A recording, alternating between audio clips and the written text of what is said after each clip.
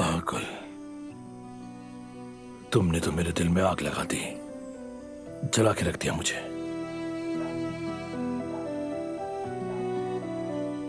क्यों रो रही हो तुम गुल? उसने तुम्हारे जज्बात से खेला है, तुम बस एक खिलौना थी उसके लिए।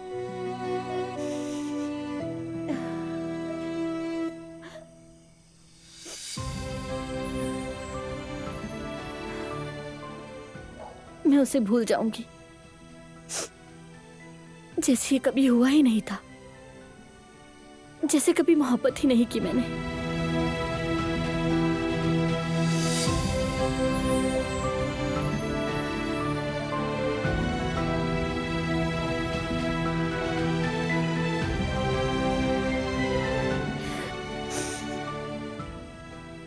मैं तुम्हें कैसे भूलूंगी? अपने दिल को कैसे तसल्ली दूंगी मैं?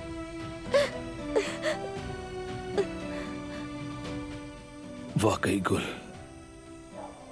अगर तुमने मुझसे जरा सी भी मोहब्बत की होती तो मैं पहाड़ों को चीर कर भी आता तुम्हारे पास।